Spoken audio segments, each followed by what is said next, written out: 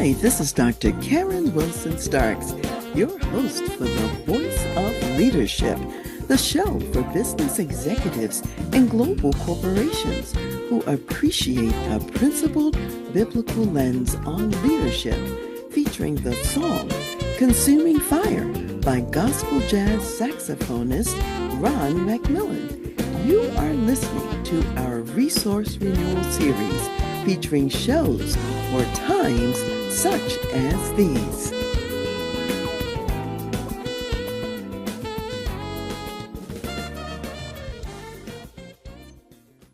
Today, I'd like to share some strategies for how to prepare women for executive leadership. And there are 10 strategies I'd like to share with you today. I've been in the consulting world for executives for more than 30 years at this point. Most of the executives that I've worked with over that time have been men because that's who was in those leadership roles at the C-suite level and executive levels. In recent years, I have been working with more women who are either in their first executive role and position or who are being prepared to move into the executive space. And so these reflections and these strategies and ideas come from the work that I've been doing in recent years with women who are heading to the executive suite. So number one, I think one of the big needs that women have is to have someone to join with them to identify and celebrate their strengths, their skills, their talents, and their gifts. And you might think that this is really obvious to the women who are being considered for executive leadership or who are in that first role. However, sometimes they have minimized the importance of their success and may not always truly appreciate what they've accomplished or even what they've done so far along the journey. So take some time if you are working with women leaders to really help them see where they have gifts and strengths and abilities. A lot of times women are thinking that it's all about hard work, but these 10 strategies I'm going to share with you are beyond the hard work. They've already done the hard work to get to this point of being considered. So there are other variables that are important in addition to the work that they've already done. So I'm assuming that these women have already established a track record of success. They've done the hard work. So all of these strategies are over and above that. So help them again to identify key strengths and abilities. Number two, I would say, is to develop an enterprise-wide lens. Many times people are able to see what they do in their functional area, and they're looking at their work through an operational lens. When you move to the executive level, you have to go beyond an operational lens to also be really successful at seeing things from a strategic lens. This means if you're coming out of finance or sales or marketing or some other area, you have to look even more deeply at how all of the functions connect. What is the enterprise-wide impact of all of the functions collectively? And you need to understand how decisions in one place affect other areas. It's helpful if leaders have an opportunity to serve on some committees or on some short-term task forces where they are in meetings with people who are in other enterprise areas, can learn more about them and understand the bigger picture, the whole, and how all of these pieces work together. So I think that this is one way, if you are developing executive women, that you can be useful going beyond the silo of the function to really looking at the enterprise as a whole. Thirdly, I would say that it's really important to establish key relationships with strategic stakeholders. And I often have my clients to create a stakeholder map where we look around the organization and find out who do they need to know and who needs to know them. And this also helps with Number two, about developing an enterprise-wide lens, because the more you are in connection with people elsewhere in the organization, you get that broader view as well. Sometimes women have had their heads held down for such a long time, their heads are to the grindstone, they really haven't looked up, haven't paid attention to who it is that they need to know. Who do they need to have some partnerships with, as a matter of fact? Business is all about partnerships, both internally and externally. And some of those key relationships, those strategic stakeholders, are also people outside of the organization. So the stakeholder map will include those who are close by, those who are far away. And remember, I said not only who they need to know, there are people in the organization who need to know them, so that when people are in rooms, then these women leaders, their names will come up. Fourthly, I would say it's important to partner with the direct boss and sometimes other senior business leaders. And part of the reason for that is to really prepare for the new role, you need some visibility. A lot of times, women are the best kept secret. They're known in their own area. Their boss knows who they are, and the boss is often an executive. It's incumbent upon that person to make sure that other executives know that woman leader's name, know their accomplishments, know how they're adding value to the organization. So the direct boss, or sometimes another senior executive in the organization, can serve in that role of visibility with the right people in the right places. I also think that there's opportunity for those who are not yet in their first role and they're preparing for it. There's opportunity to partner with the boss so that the boss develops you and downloads important information for you to know, and that the boss gives you opportunity to practice. Practice is really important. There will be times when the boss will be absent from the office, and that woman leader has an opportunity to step into the boss's shoes, to attend the meetings that the boss would normally attend, to convene meetings of the direct reports, and to make tough decisions while the boss is out. These are very important practice opportunities when the stakes are lower, because the leader is not yet in that executive chair full time. So you can test out the waters, you can experience what it's like, and then when the boss comes back, you can debrief. What did you do? What did you learn?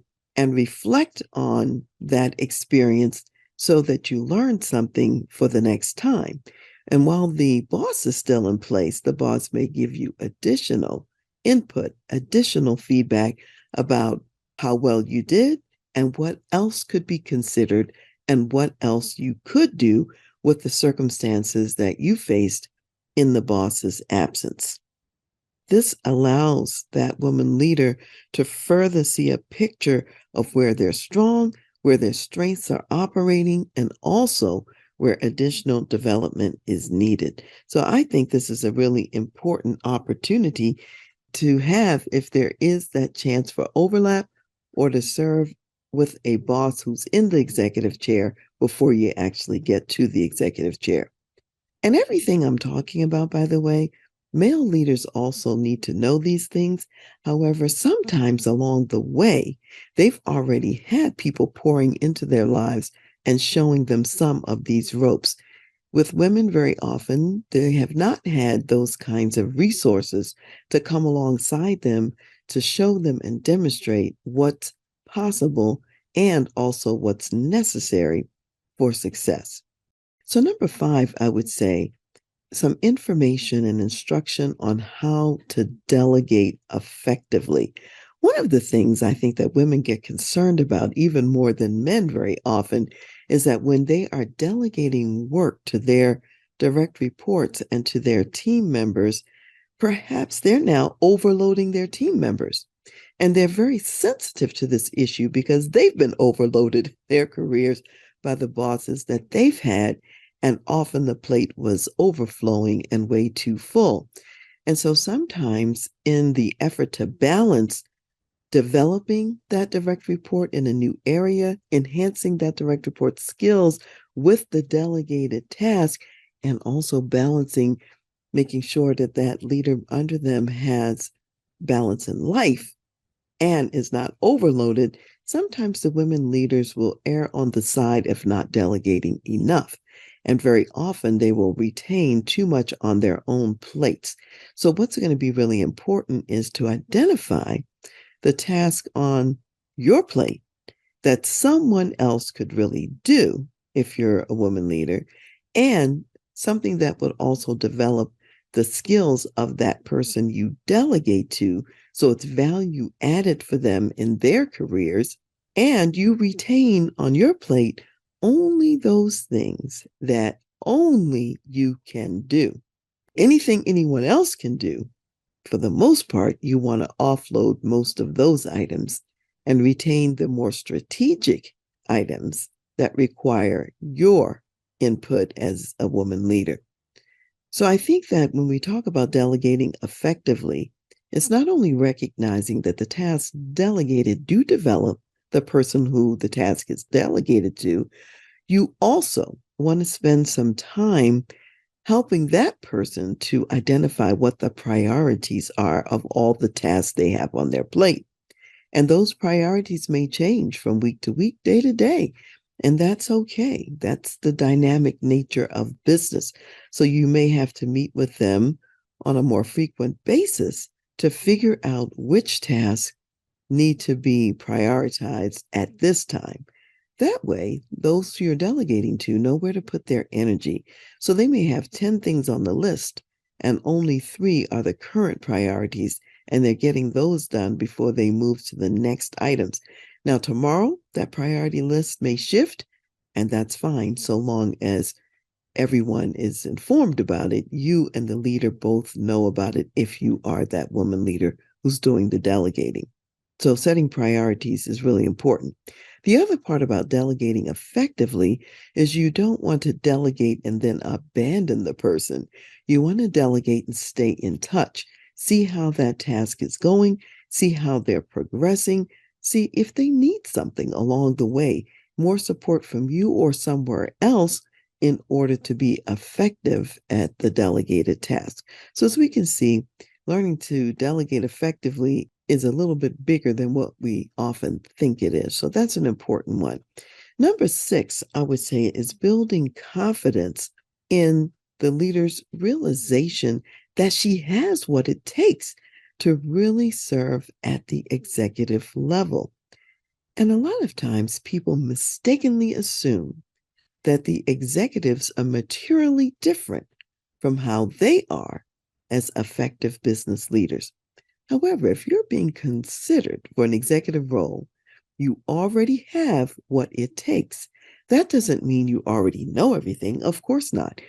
And in fact, you don't want to know everything about the next job, because if you did, the job is probably too small for you, and you probably need to be promoted to a bigger job. So when you step into the executive role, no, you will not know everything. That's normal. That's okay. And you will learn on the job. And that's an important part of it as well, learning on the job. I think that many female leaders, especially, assume that the male leaders already know a lot of information that perhaps those male leaders don't really know in advance. They're also learning on the job. It just may not be as obvious. So I think allowing women leaders to be comfortable with the fact that they will grow into the jobs, they will learn as they go. And this then ties back to their key signature strengths, skills, talents, and abilities that they will use and leverage to learn what else they also need to learn and also need to know. Number 7, I think it's also important to figure out how to navigate organizational politics. All organizations, by the way, have politics. They all do. You're not going to escape that. I don't care what kind of organization it is. And sometimes those political machinations, when women encounter these, they will often think about the assault or insult sometimes that they feel as very personal because it feels personal. And yet, even though some emotional triggers are triggered, and even though it feels personal, I think it's important to recognize that it's not about you personally. And no matter what happens, even if it's politics, and even if it's a peer or a colleague or a superior showing a bad side of who they are, all of this is just data for you as a leader. And it's important to know where other people are coming from and where there may be some landmines and some challenges and some difficulties, because you can use that data to navigate more effectively through the organization. And sometimes the data gives you information about where you might need protection. You got to protect the left flank, the right flank, and so on, and bring in sometimes other resources to help with that. So I think that it's important to know what the politics are and how to negotiate through the politics while retaining the essentials of who you are as the woman leader. In other words, you have your own character, you have your values, and you have the strengths of how you lead. And what you don't want to do is to necessarily fight fire with fire. You have a toolkit that includes many approaches and many strategies, and you want to be thoughtful and strategic about whatever strategy you use to navigate the politics. And even if your colleague, even if your superior is pulling out something that may feel a little mean-spirited, may feel personal, has an edge to it, you can still choose to show up with your values and leading from who you are. And so it's important to learn how to not let other people throw you off of your game. Frequently, that's what other people do, is they want to throw you off your game so you're less effective. So I'll remind you that Romans 8:28 is still relevant. All things work together for good to those who love God and are called according to his purposes. All things won't be good. However, everything that happens to you, God knows how to work it for your good. So even the organizational politics and the challenges that come with that are for your good. So just keep that in mind. There is a bigger picture beyond the people you're dealing with day to day at work. Someone in the heavenlies is overseeing what happens to you and is using every thread for your beautiful tapestry. Number 8, I would say, and this is really huge and really important, is to identify how to add value to the business. That means women executives need to learn the business. What is the core business of your organization and institution? And you want to tie your actions to increasing that business value. So let's say you're a woman leader and you're working in an organization that provides software solutions to other businesses. And maybe you're working in the area of human resources. Most line leaders, business leaders, they don't care about another program and something that's going to add more work and time on their plates. So, as that HR leader, you need to be able to talk the language of that line leader. What's most important to them? What are they looking for? Are they in the process of hiring some new and key talent?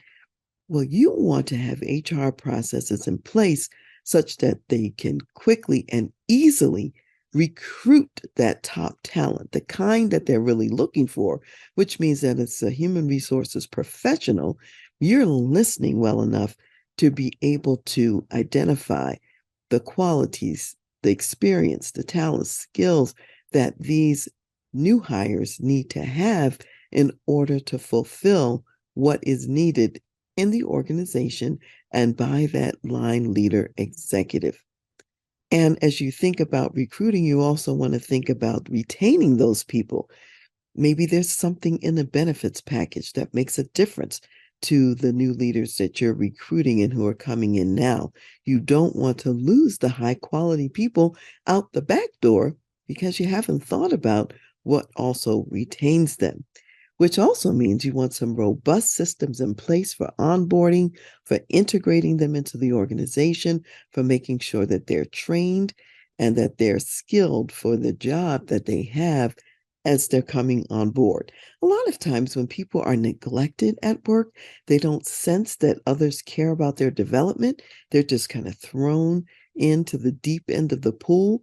Those people will get picked off by some other organization that knows how to treat their talent and knows how to develop them. So I think whatever the functional area is that you're in currently, whether it's human resources, it could be finances, it could be marketing, the legal department, some other area, whatever you do, you want to understand the business priorities of the line leader, their business objectives, and also their pain points so that whatever your work is, you're making their lives better. You're truly adding value to the bottom line by whatever service your functional area offers. Now, this is one of the places where I think a lot of leaders fail is they forget what the core business is and to orient all of their actions around the core business. If you do that, if you learn the business and can speak the language of the business with the line leader, you will have far more credibility and you will also see ways to improve the business and add to the bottom line from your vantage point, which then makes the line leader more willing to listen to what you have to say. Because when they meet with you, you give them tools, you give them strategies and approaches that make the business better. And that's what they're looking for. Number 9, I would say, is to prioritize continuing education. First of all, for yourself, if you're a woman leader, is to prioritize your continuing education, which means, again, if you need to take some classes, go to some conferences that help you to understand the core business of your company, great. Make sure you attend those. Maybe you might need some classes on leadership or other topics, conferences on leadership and other topics. Perhaps you recognize that if you are to move into the executive ranks, you've got to work on your public speaking ability. Perhaps that's some place where you might get some additional instruction or assistance. And as you are getting your continuing education, remember to also develop your direct reports. As you meet with them on a periodic basis to review how they're doing and to share their strengths and abilities with them, you also want to identify what do they need to learn next? What are the continuing education opportunities so that they can continue to be successful in the company as well? So you are modeling for the people who report to you how to develop their people as well. And then hopefully that will cascade throughout the organization. So be thinking about development of your people and what is the continuing education that they need along the way.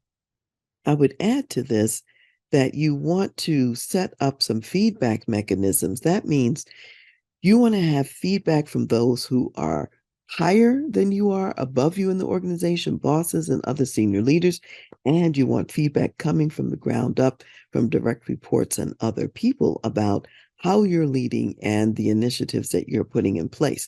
So set it up so that you can have two-way dialogues.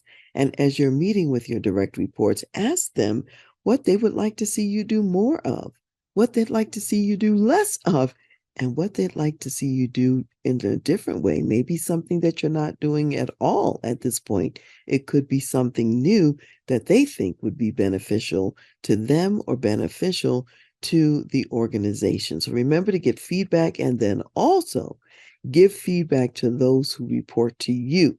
And as we have said in other places, make sure that 4 times as often You're letting them know what they do well and how it's benefiting the company.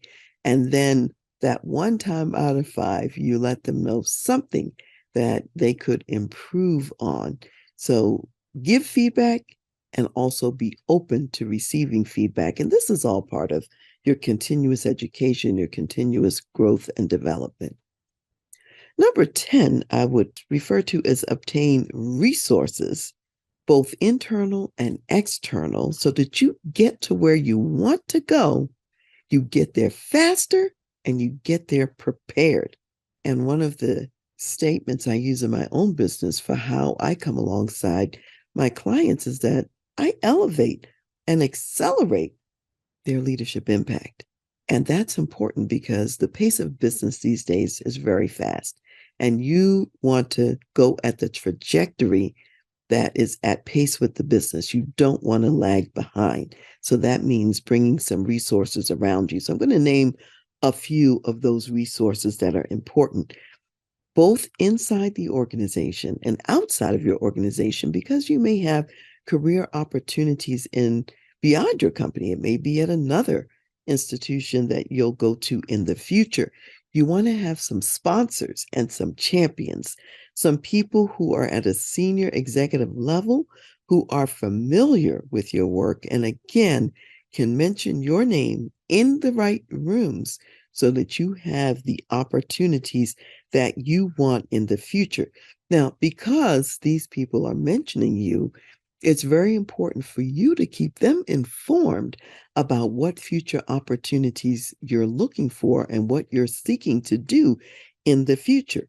You are the one who's in charge of your career.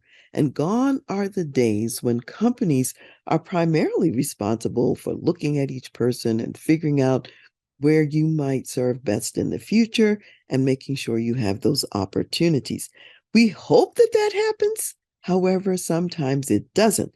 So take charge of your own career. Make sure the sponsors, the champions, your bosses, your mentors, make sure that they know what you're looking for and where you're going and what would be exciting to you in the future.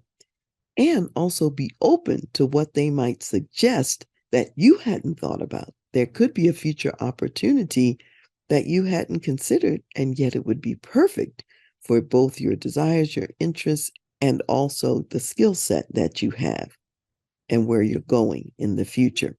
So that's number one, sponsors and champions. Make sure you have some of those. You also want to have mentors along the way. And a mentor is someone who's at a more senior level than you in the organization. They know who's who in the organization. They can help populate your stakeholder map because they have a perspective on who you need to know in the organization in order to achieve the objectives that you're stating that you want to see materialize for yourself in the future. They also have very valuable information on navigating the system, navigating your corporate environment, including navigating the politics, what to do and what not to do. And that's often very organization specific. So you want your mentors to be in touch enough inside the organization to know what you need to know as a woman executive. I'd also say it's important to have some coaches, and I'll talk first about the internal ones. First, your boss is a great coach, and we've already talked about some ways that the boss can coach you. Another very valuable way that the boss can be a coach, also mentors and sponsors and champions can serve in this role, is thinking about the next level challenging jobs that you need to be prepared to lead effectively at that executive level. You want the boss to give some input about that. Again, to broaden your scope to the enterprise-wide level, to fill in the gaps that exist now, because maybe if you've been in HR all your career, you might need another job over here in a different area, in a different department to give you a different perspective, and they can help with that. You also might want to gather some peer coaches. If you have the kind of internal corporate culture where there are peers elsewhere in the business, elsewhere in the organization, where you can establish a trusting relationship and you could get together to really encourage and elevate one another, then great. Some company cultures don't have that level of trust, and you may have to get your peer coaches from outside of your organization, maybe even people in a diverse group of industries, not necessarily your own industry. You can cross pollinate and share best practices across industries. So remember to consider peers that you might meet at conferences or in other places. And I'm not talking about a large group. This could be a group of 3 to 4 people that you meet with monthly or on a regular basis, so that as a peer coach, you're elevating each other's success. Then I would talk about also external advisors and external consultants that may be helpful to have in place. And that's the role that I have with the clients that I work with. And as an external advisor, I'm able to broaden the perspectives of those I work with because I have experience in other industries and I can bring some thoughts, some outside perspectives, some new ideas, and some ways of doing things that they haven't thought about, cross-pollinated from other business sectors. Maybe it's a nonprofit idea that comes to the for-profit sector, or maybe it's a for-profit idea that goes to the government. In any case, when you work with an external advisor, they usually have a broader scope of where they're operating, and that can be to your benefit. Also, an outside advisor creates safety, a safe environment, which you may not always have internally because of the organizational politics, competition, and whatever else may be going on. With your external advisor, you can talk about anything. And you don't have to be perfect as you're talking about it. You have the freedom to be what I call raggedy or not to know everything. That's the whole reason the external advisor is there. So you can let your hair hang down, said, here's where I'm struggling. Here's where I need some input. Here's where I need some advice and counsel. And I find that what women often don't realize is that men have successfully used all of these systems for years. You, as a woman leader, are not expected to do all of these things for yourself. You need resources, both internal and external. And accessing and using those resources is wisdom. It doesn't mean that you're weak. And a lot of men already know this. When you have these additional resources, it gives you a greater line of sight about what's really going on, both inside the business and also outside of the business. Some years ago, when I was working with the Navy, and I was working with colonels, really as the Navy would call it, captains, who were about to be promoted to admiral, or they were just promoted into the rank of admiral and had already started their admiral position and job. So here are flag level officers, general level officers, as we would say in the Army, but this was the Navy, so they were admirals. And they found that as they got promoted into these roles, they would have these additional resources. All of a sudden, now they have a driver. Now they have an extra level of clerical and administrative support. And maybe they even have someone to run personal errands, take clothes to the cleaners or whatever.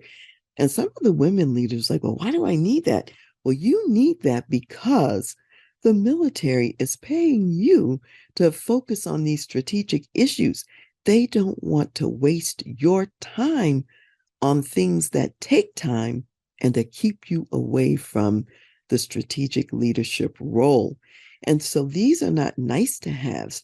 These are necessary so that the military, so that the government gets what they're paying for in terms of your high-level executive role in the military.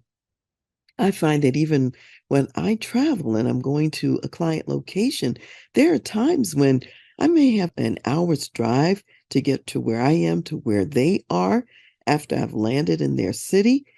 It's much more reasonable for me to hire a limo to take me there, because in that time in the limo, I can be doing some work that prepares me. And when I arrive to my destination, I'm fresh, I'm ready to go. I'm not jarred by traffic or anything else navigating in a city that I'm unfamiliar with.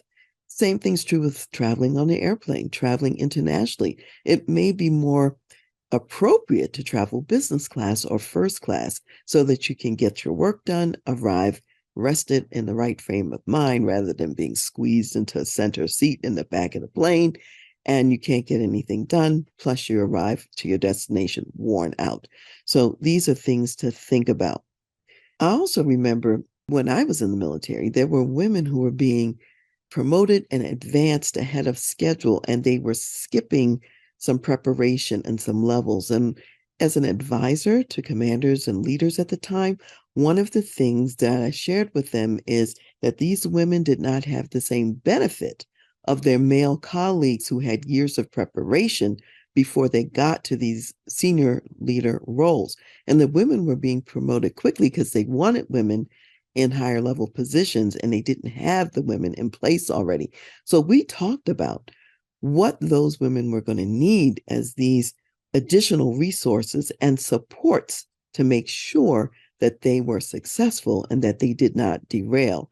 And a lot of times the male leaders did not understand the importance of this until we had those conversations. So think about the same thing for you or for other women leaders in your organization.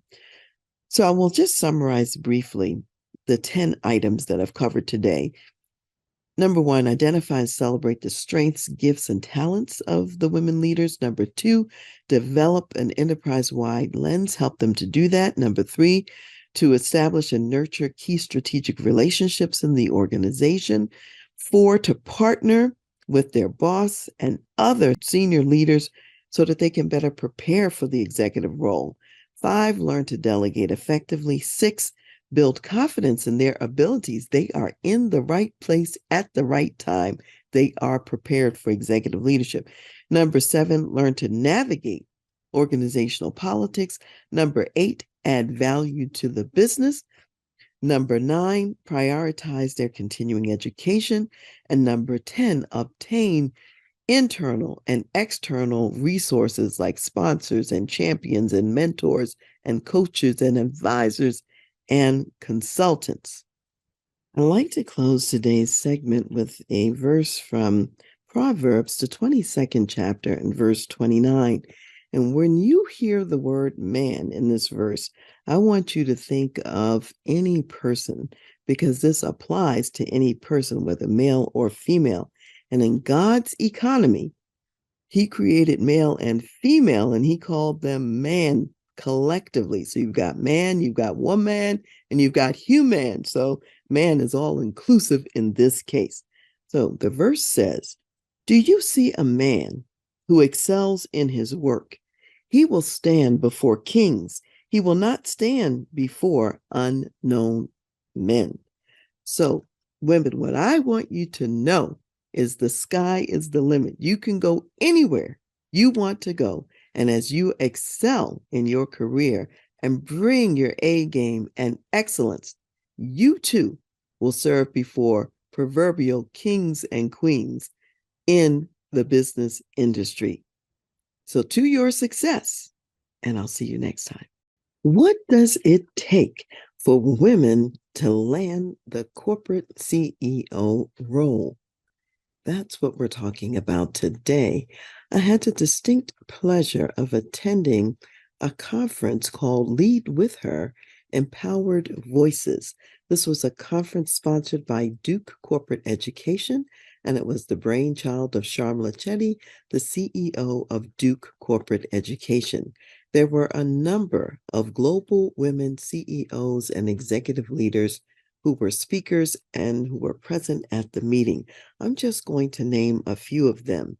Alexandra Altinger, CEO of J.O. Hambra EUKA, Nolitha Fakud, Chair of Anglo-Americans Management Board in South Africa, Lillian Barnard, CEO, Microsoft South Africa, Talib Makgala, executive of implants, and this is an organization that focuses on mining and creating opportunities for women in mining. Cindy Mabosa Koyana, chair of AWCA Investment Holdings. Dame Inga Beale, the former first woman CEO of Lloyd's of London. Stephanie Werner Dietz, executive vice president of ArcelorMittal, and the keynote speaker, the Honorable Julia Gillard, who is the former and first and only woman Prime Minister of Australia.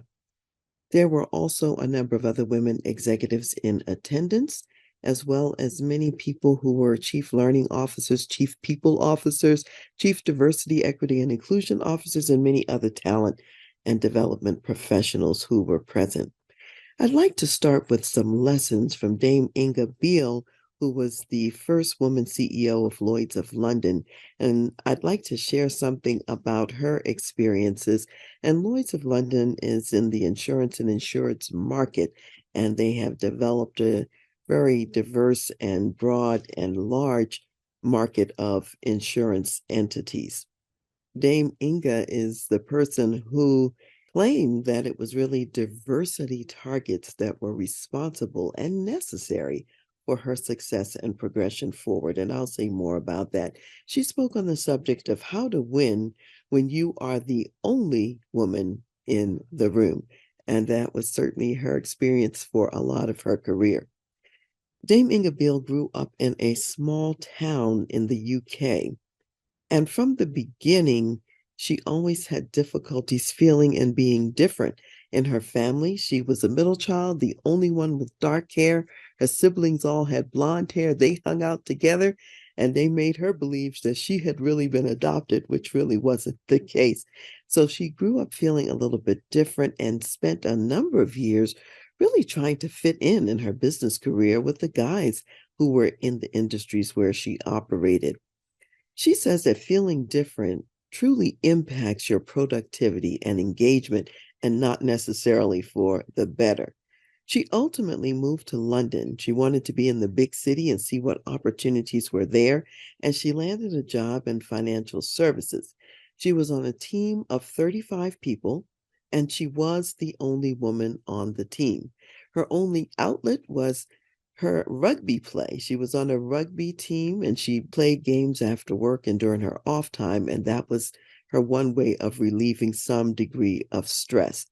In her role, being the only woman, again, harkening back to childhood and this desire to fit in, she found herself taking on male behaviors and claiming basically that she could drink as much as they did at the pubs. And so that was a large part of her early life. Now, one day when she got to work, she found that her desk and her whole work area had been covered by photographs of scantily clad women. And this was so traumatizing to her that she left work that day and she did not return for more than a year. She went on a worldwide tour. And on her worldwide tour, one of her stops was in Sydney, Australia. And what she saw in Sydney, she saw a woman who was the head of the BBC in Australia. She didn't even know women could hold those kinds of positions. And this particular woman wore pantsuits to work, which certainly was not the accepted norm in London at the time. So later on, when she got back to London, after a brief stint in her original job there, the one that she left because of the near nude photographs left in her work area, she ended up in a job in the insurance world at that point. And in that job, the man who was her leader, he had responsibility to hire women into the industry, and his performance was evaluated on his success in doing so. He had, in other words, diversity targets. So he wanted to promote Inga. And Inga did not want to be promoted, and she was afraid and she was fearful. So he called in all kinds of people to help to get Inga promoted. And ultimately, she did accept the job. And she also took an assertiveness class so that she could be ready and able to step out as she needed to in this role. And what was preventing her was fear. It wasn't that she lacked talent, because she did not lack talent. She ultimately went on to work not only in the UK, she worked in the US, she worked in France, she worked in Germany. And then at some point, she took a job as CEO of a failing Swiss company. She was 43 years old at that time. This was a huge turnaround job. The company was failing, not doing well at all. And most men would not take the opportunity. They wouldn't look at it at all. They felt they had too much to lose. Well, she ended up turning that company around and doubled its market cap as a result of all the work that she did.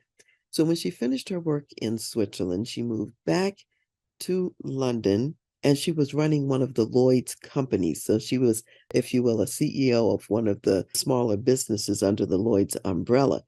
And while she was doing that, she became a part of a women's affinity group of other CEOs, and they were called the Insurance Supper Club. One day at a breakfast meeting, they were talking about the fact that Lloyd's of London was looking for a new CEO, and they were checking with one another. They were the big CEOs in the town, and none of them had been approached or asked for any recommendations of who might be an appropriate person.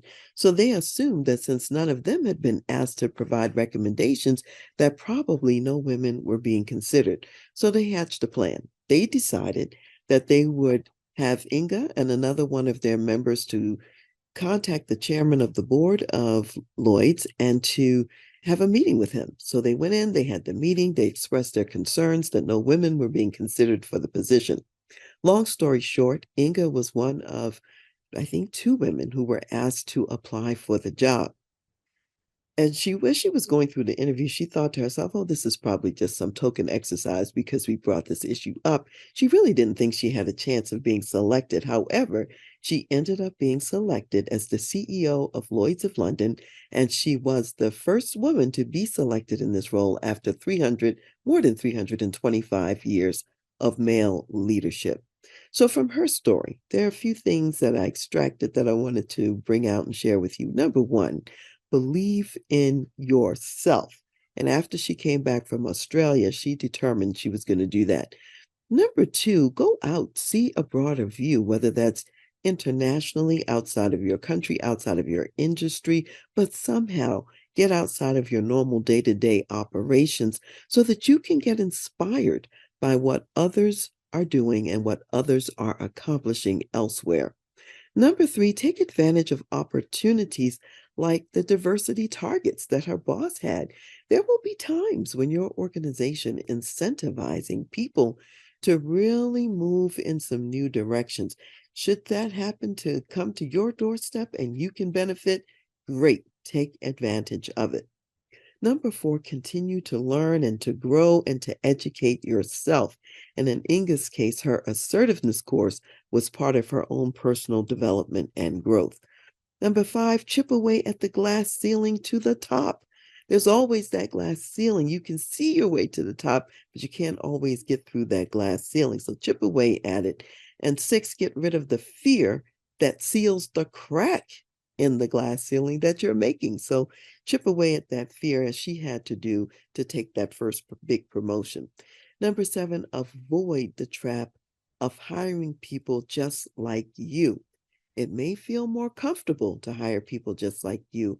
However, what is more beneficial is to hire diverse people with complementary skills to your own. Number eight, take the risky jobs that men won't touch. In their cases, they often think they have a lot to lose. As a woman climbing your way up, you have zero to lose. Even though as a woman, you're under more scrutiny, and any failure is going to be dealt with a bit more harshness than with the male executive. The reality is women such as Inga have taken these tough jobs like the Swiss company, the turnaround, and have done wonders with them. And this is what makes a name for yourself as being that success person that you are. Number nine, create affinity groups with other women to provide support and to advance women's interests.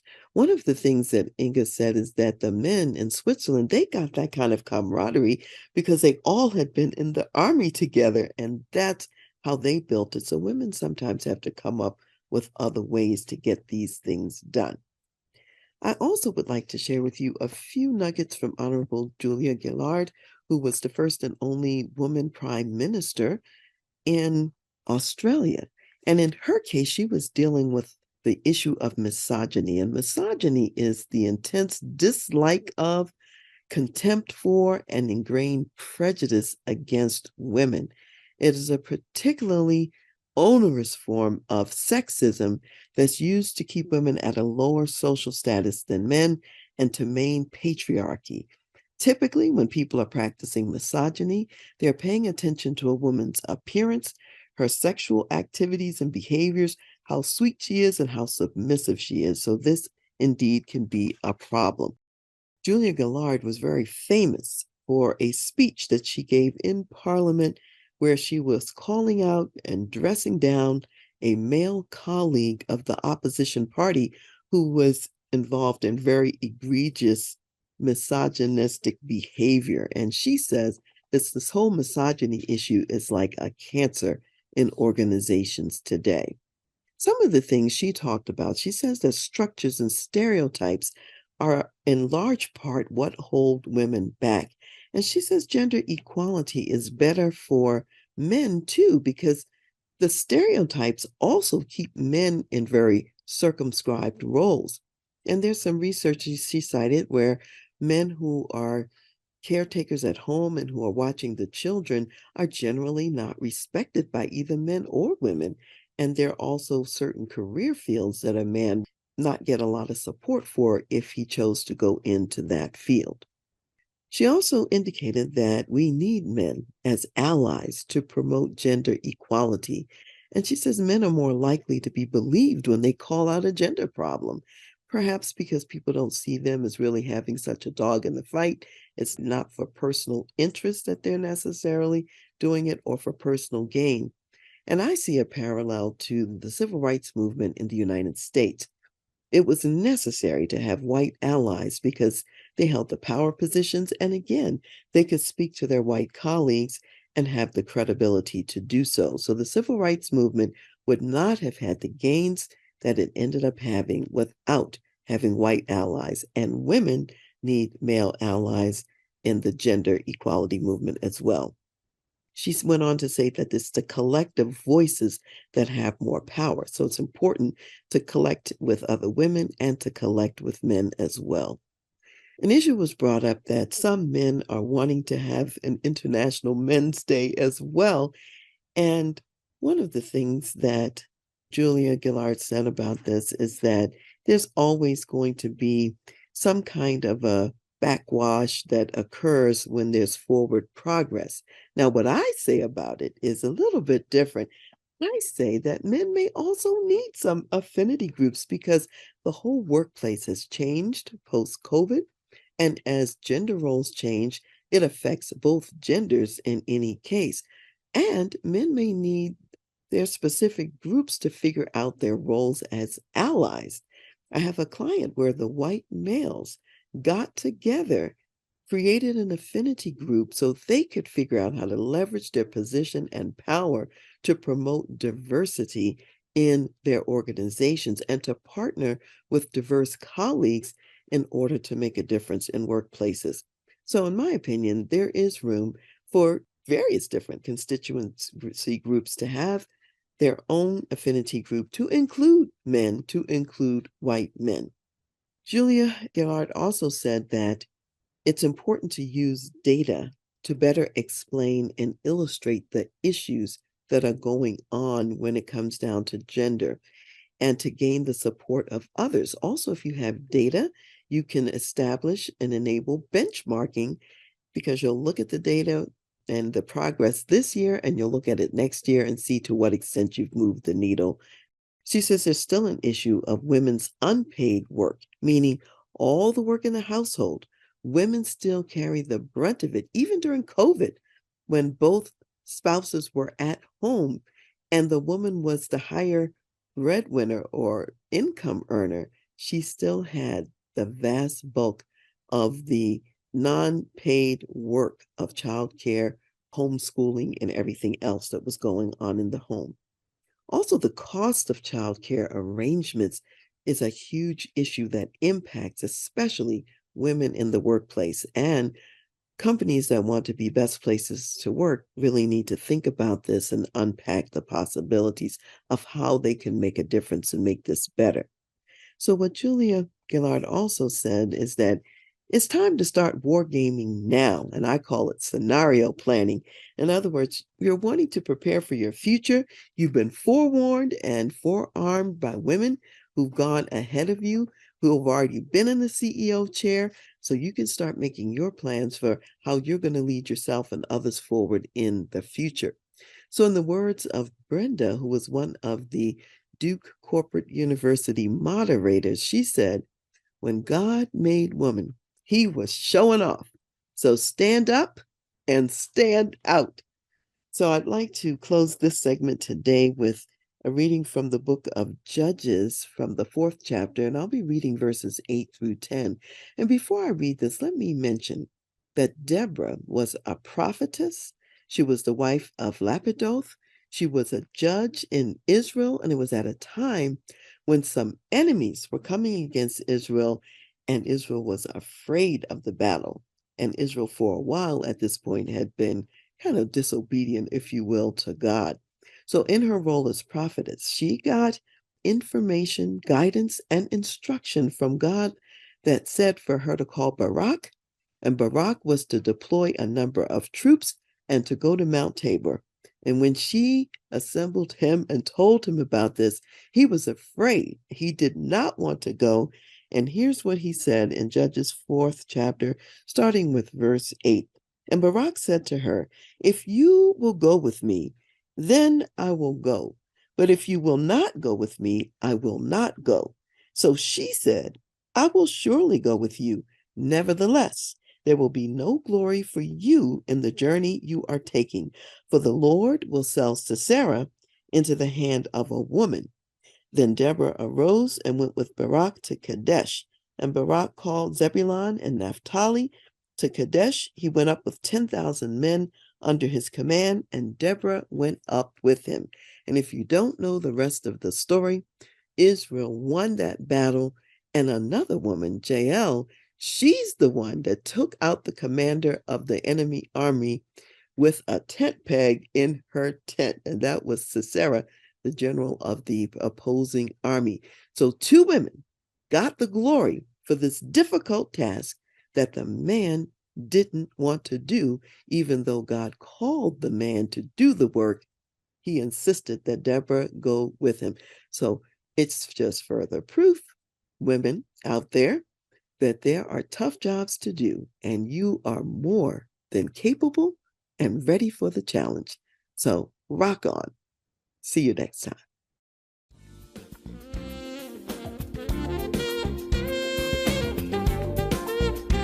Thank you for listening to The Voice of Leadership with me, Dr. Karen Wilson Starks.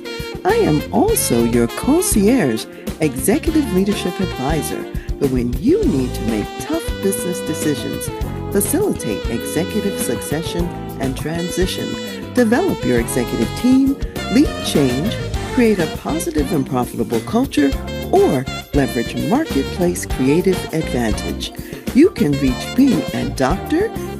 Karen, Karen, at transleadership.com.